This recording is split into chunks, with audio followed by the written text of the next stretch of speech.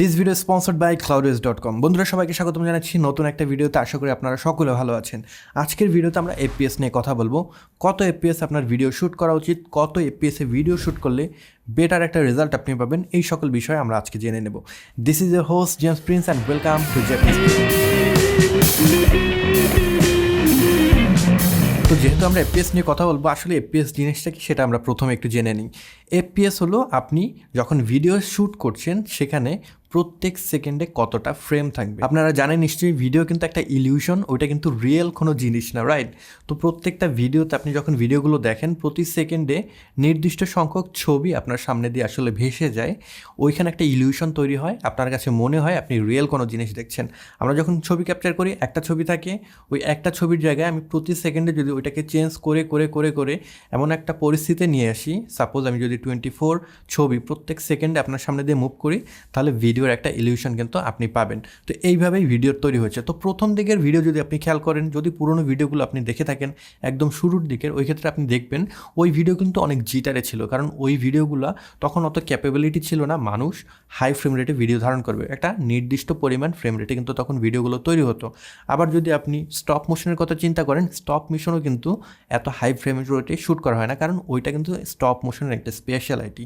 Stop motion মূলত 24 FPS এ shoot করা হয়। সেক্ষেত্রে আপনি জিটারি একটা ভাইব পান, একটা কার্টুনিশ ভাইব পান। তবে রিয়েল লাইফে যদি আপনি রিয়েলিটির সাথে কোনো কিছুকে মিলাতে চান, সেক্ষেত্রে আপনাকে 24 FPS এ ভিডিও শ্যুট করতে হবে। একটা গবেষণায় দেখা গেছে হিউম্যান মূলত তার আশেপাশে যা কিছু আছে, সাপোজ আপনি আমাকে দেখছেন কিংবা আপনার রুমের আশপাশে যা কিছু আছে ওইগুলো দেখছেন, এই জিনিসগুলো কিন্তু আপনি 24 FPS এ প্রিসিভ করছেন। তার মানে হলো আপনি আপনার যে জিনিসগুলো রয়েছে প্রত্যেক সেকেন্ড আপনার ব্রেইনে ওই জিনিসগুলোর 24 বার করে কিন্তু স্ক্যান হচ্ছে, 24টা ছবি তৈরি হচ্ছে আপনার ব্রেইনের ভিতরে, যার কারণে আপনি ওই জিনিসগুলো আসলে মুভিং যে জিনিস সেটা আপনি বুঝতে পারছেন। এই কারণে যারা ভিডিও শ্যুট করে, নাটক যারা তৈরি করে, সিনেমা যারা তৈরি করে, রিয়েলিটির সাথে মিল রাখার জন্য মূলত 24 FPS এ কিন্তু তাদের ভিডিওগুলো শ্যুট করে। সো আপনি যদি ইউটিউবার হয়ে থাকেন, ইউটিউবের জন্য ভিডিও কন্টেন্ট তৈরি করে থাকেন, আমি বলবো আপনাদেরকে 24 FPS এ ভিডিও শ্যুট করতে। তবে সবাই কিন্তু 24 FPS এ ভিডিও শ্যুট করে না, রিজন ভেদে এটা কিন্তু ডিফারেন্ট হতে পারে। NTSC রয়েছে রিজন এবং পাল রিজন রয়েছে। তো সেই ক্ষেত্রে কিন্তু আপনার 24 FPS হতে পারে, 25 FPS হতে পারে। সাপোজ আমেরিকায় কিন্তু মূলত 24 FPS এর সকল ভিডিও শ্যুট করা হয়। আবার যদি আপনি ইউরোপিয়ান ইউনিয়নের আন্ডার যে কান্ট্রিগুলো রয়েছে সেরকম কিছু কান্ট্রির কথা চিন্তা করেন, ওই জায়গায় কিন্তু 25 FPS এ ভিডিওগুলো শ্যুট করা হয়। তবে 24 বা 25 এই দুটাই কিন্তু স্ট্যান্ডার্ড। মূলত বেশিরভাগ কন্টেন্ট এই ফ্রেম রেটে শ্যুট করা হয়ে থাকে। কিছু কিছু ব্যতিক্রম রয়েছে, সাপোজ আপনার টেলিভিশন শো, রিয়েলিটি শো যেগুলো রয়েছে কিংবা নিউজ যে চ্যানেলগুলো রয়েছে, ওই জায়গায় একটু ফাস্ট মোশন বোঝানোর জন্য কন্টেন্টগুলো 30 FPS এ শ্যুট করা হয়ে থাকে। তবে আমরা যারা রেগুলার ভিডিও তৈরি করছি সেক্ষেত্রে 24 আমাদের জন্য একটা বেস্ট চয়েস হতে পারে। তো এখন আপনারা বলতে পারেন, ঠিক আছে তাহলে 24 FPS আমি ভিডিও শ্যুট করবো, কিন্তু আমার ক্যামেরায় 60 FPS আমি ভিডিও শ্যুট করতে পারি, 120 FPS ভিডিও শ্যুট করতে পারি, সেগুলো আমি কখন ব্যবহার করব? ওয়েল, আপনি যখন কোনো ভিডিওকে নর্মালি প্লেব্যাক করছেন, সেই ভিডিওকে আপনি 24 FPS এ শ্যুট করেন। সাপোজ আপনি এরকম বসে টকিং টাইপের যে ভিডিও রয়েছে সেটা শ্যুট করছেন, সেটাকে 24 FPS এ শ্যুট করেন এবং আপনার মনে করেন এই কথার সাথে সাথে বিরল কিছু আপনি দেখাতে চাচ্ছেন, সেই বিরল ক্লিপটা আপনি চাইলে 60 FPS এ শ্যুট করতে পারেন। এতে করে যেটা হবে, 60 FPS এর ওই ভিডিওটা আপনি এডিটিংয়ের সময় স্লো ডাউন করে 50% স্পিডে নিয়ে আসতে পারবেন। তার মানে 1 সেকেন্ডের একটা ভিডিও যদি আপনি 60 FPS এ শ্যুট করেন, সেটা যদি আপনি 24 টাইমলাইনে নিয়ে আসেন, সেক্ষেত্রে কিন্তু আপনি 2 সেকেন্ডের একটা ভিডিও পাবেন।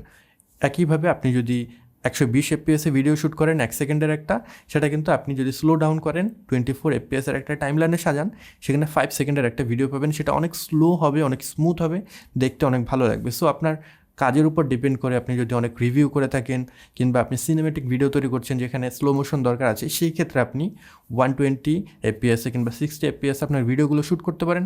পরবর্তী সময় যখন আপনি এডিট করছেন, সেগুলোকে স্লো ডাউন করে 24 FPS এর সাথে মিলিয়ে আপনার টাইমলাইনে সেটা সাজাতে পারেন। কনভিনিয়েন্সের জন্য অনেকেই মনে করতে পারেন, আমি তাহলে সকল ভিডিও 60 FPS এ শ্যুট করব, তাহলে যে সুবিধা হবে, আমি যখন এডিট করব, যখন যে ক্লিপটা আমার স্লো করার দরকার হবে আমি স্লো করতে পারবো। তাহলে কিন্তু আপনি একটা বড় ভুল করছেন, কারণ আপনি যদি 60 FPS এ ভিডিওটা শ্যুট করেন, সেক্ষেত্রে কিন্তু আপনার শাটার স্পিড যেটা রয়েছে সেটা ইনক্রিজ করতে হবে।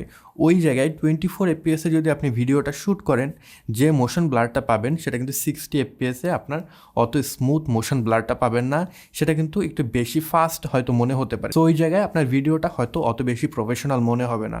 সো আপনি যখন নর্মাল ভিডিও শ্যুট করবেন, যখন কথা বলছেন কিংবা নর্মাল কোনো কিছু দেখাচ্ছেন, সেক্ষেত্রে সেক্ষেত্রে 24 FPS শ্যুট করলে সিনেমেটিক একটা লুক পাবেন।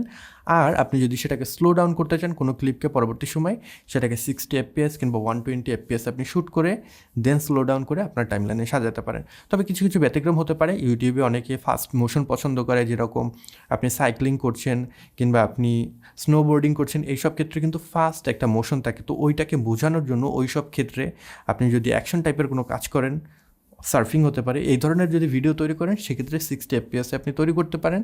তাহলে আপনার যারা ভিউয়ার রয়েছে তারা কিন্তু আপনার যে এক্সপিরিয়েন্স রয়েছে, আপনি সাইক্লিং করছেন, রাস্তা দিয়ে সাইকেল খুব দ্রুত চালিয়ে যাচ্ছেন, ওই যে এক্সপিরিয়েন্স সেটা কিন্তু আপনার কাছ থেকে বেটার ওয়েতে তারা কনজিউম করতে পারবে। তো এই ছিল আজকে আমাদের FPS সংক্রান্ত ভিডিও। আশা করি আপনারা বুঝতে পেরেছেন FPS জিনিসটা কি, কত FPS আপনার ভিডিও শ্যুট করা উচিত, কত FPS এ ভিডিও শ্যুট করলে অপটিমাল একটা রেজাল্ট আপনারা পাবেন। ভিডিওর উপর যায় আমি cloudways.com-কে অসংখ্য ধন্যবাদ দিতে চাই। এরকম একটা সিরিজে তারা স্পন্সর করেছে, এই কারণে cloudways.com-এ আপনি 3 দিনের ফ্রি ট্রায়াল পাচ্ছেন। আপনি যদি কোনো ওয়েবসাইট তৈরি করতে চান, তাদের যে প্ল্যাটফর্ম রয়েছে এই 3 দিনে আপনি সেটা টেস্ট করতে পারেন।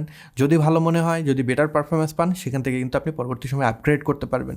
cloudways.com হলো একটা ক্লাউড হোস্টিং প্রোভাইডার। আমরা নর্মাল যে ওয়েবসাইটগুলো তৈরি করি, যে হোস্টিং ইউজ করি, সেটা কিন্তু শেয়ার্ড হোস্টিং। এখানে যেটা হয়, আমরা একটা সার্ভারে অনেকগুলো ওয়েবসাইট কিন্তু আসলে হোস্ট করি, যার কারণে পারফরমেন্স ভালো হয় না। এর জন্য আমাদের ডেডিকেটেড একটা হোস্টিং প্রোভাইডার দরকার, সেটা আমরা কিন্তু cloudways.com থেকে নিতে পারি। নর্মালি আমরা ডেডিকেটেড সার্ভার তৈরি করতে গেলে কমান্ড প্রো ব্যবহার করে অনেক কাহিনী করে আসলে আমাদের সার্ভার তৈরি করতে হয়। তবে cloudways.com-এ আপনি ভিজুয়ালি খুব ইজিলি, আপনি যদি নর্মাল একজন মানুষ হন, আমজনতা হন, খুব সহজে একটা সার্ভার তৈরি করে আপনার ওয়েবসাইটকে আপনি কিন্তু লঞ্চ করতে পারবেন। তো টেস্ট করে দেখতে পারেন, যদি আপনাদের ভালো লাগে পরবর্তী সময় কিন্তু আপনারা সেটা আপগ্রেড করতে পারবেন। নিচের লিঙ্ক থেকে আপনারা যদি যান, তাহলে প্রথম 2 মাসে 25% একটা ডিসকাউন্ট কিন্তু পেয়ে যাবেন। তো এই ছিল আজকের ভিডিও। আশা করি ভিডিওটি ভালো লেগেছে। যদি ভালো লেগে থাকে কিংবা এই ভিডিও থেকে যদি নতুন কিছু শিখে থাকেন, সেক্ষেত্রে এই ভিডিওটিতে একটি লাইক দিতে পারেন। কমেন্ট বক্সে আপনাদের মতামত জানাতে ভুলবেন না। এই চ্যানেলে আপনি নতুন হয়ে থাকলে সাবস্ক্রাইব করে রাখবেন। I'll catch you guys on the next one. Until then, goodbye.